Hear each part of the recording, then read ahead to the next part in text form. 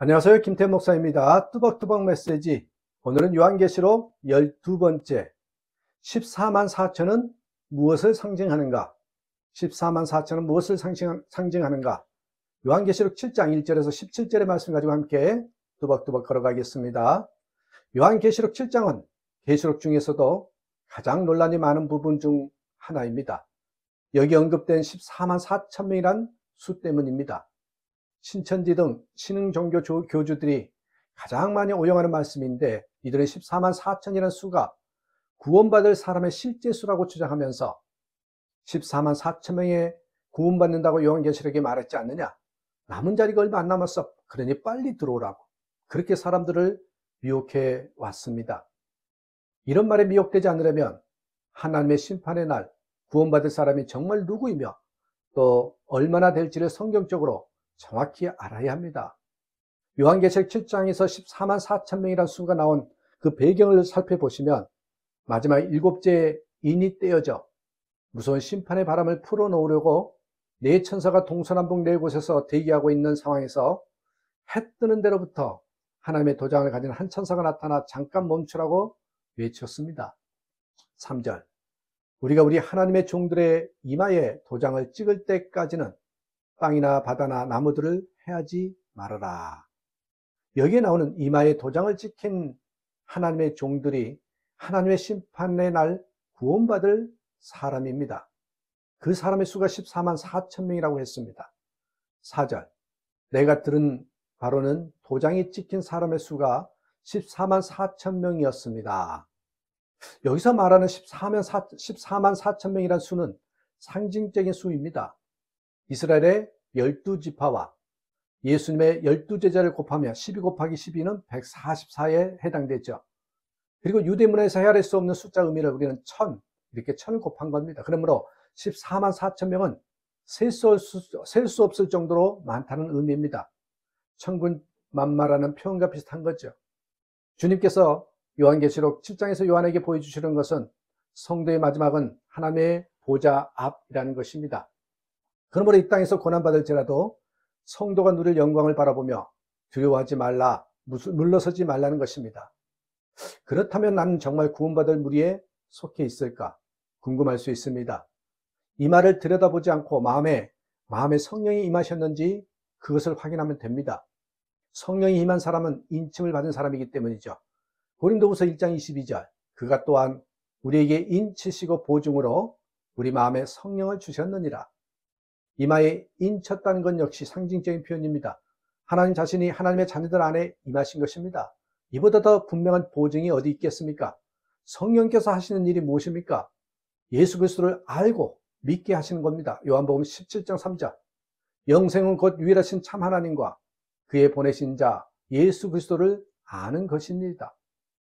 여러분은 마음에 성령이 임하셨음을 아십니까? 그렇다면 14만 4천 명에 속한 자입니다. 그러나 좋아만 할 것이 아닙니다. 정말 성령을 모시고 산다면 하나님을 모시고 사는 사람답게 살아야 합니다. 항상 성령을 의식하며 성령께 순종하는 사람이어야 합니다. 9절에 보면 하늘의 성도는 모든 민족과 종족과 백성과 언어에서 나온다, 그렇게 표현하죠. 하늘의 교회 모습이 이 땅의 교회도 그대로 드러나야 진짜입니다. 그래서 서구 교회가 저지른 가장 큰 죄 중 하나가 인종차별을 용인한 것입니다. 그러므로 저 사람은 저래서 안 되고 저 사람은 이래서 안 돼 하며 그렇게 하면 안 되는 거예요. 그런 편협한 생각은 성령의 생각이 아니기 때문입니다. 성도인지 아닌지의 조건은 오직 하나뿐입니다.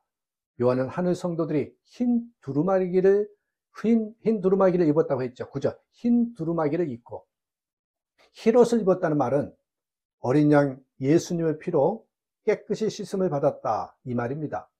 예수 그리스도를 속죄주로 믿는 모든 사람은 천국에서 함께 하나님을 찬양할 사람입니다.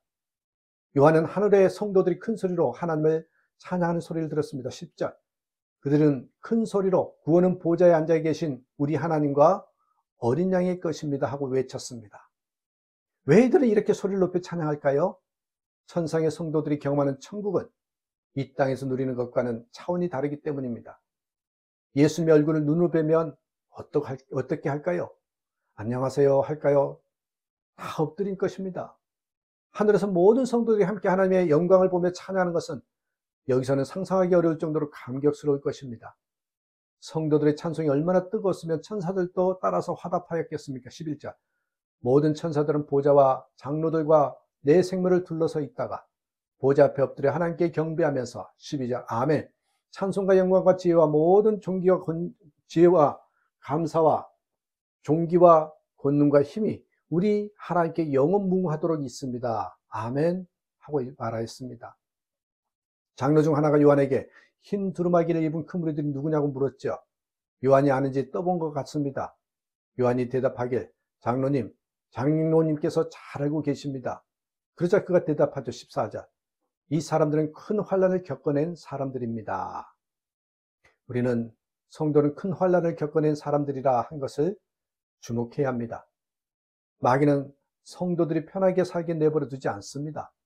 그러므로 우리 아무리 편하게 산 것 같아도 그가 성도라면 반드시 하나님의 말씀대로 살기에 받는 고난이 있습니다. 성도의 영광을 보는 자에게는 가야 할 길이 훤히 보입니다. 시편 84편 5절에 주께 힘을 얻고 그 마음에 시온에 데려가 있는 자는 복이 있나이다. D.L. 무디가 쓴 하나님께 가는 길이라는 책에 이런 이야기가 있습니다. 어느 모임에 참석하였는데 분위기가 대단히 우울하였습니다. 모두들 낙심하여 무엇인가를 해볼 의욕을 잃고 있었는데 그때 한 노인이 자신이 산행을 하며 경험했던 이야기를 들려주었습니다. 이 노인이 친구들과 함께 산에 오르게 되었는데 미처 정상에 도달하지 못했을 때 비바람이 몰아쳤습니다. 그러자 사람들이 안내원에게 그만 포기합시다. 다시 산 아래로 데려다 주세요라고 말하더랍니다. 그때 안내원은 웃으며 우리는 곧 폭풍 위로 올라갈 것입니다 라고 말하죠. 그리고 계속 걸어갔더니 정말 여름 저녁과도 같이 고요한 장소에 도달하였습니다. 골짜기 아래에는 무서운 폭풍이 휘몰아치고 천둥이 치고 번개가 번쩍거렸지만 산꼭대기에서는 안내원의 말처럼 모든 것이 고요했습니다. 이 이야기를 들려주던 노인이 말했습니다. 그러므로 여러분 사방이 캄캄하다고 할지라도 조금만 더 올라가면 그 어둠은 사라질 것입니다. 그래서 다들 새 힘을 얻었다고 했습니다. 여러분 조금만 더 올라가는 도전하는 다시 한번 일어나는 저와 여러분 되시기를 주님의 이름으로 축복합니다. 감사합니다.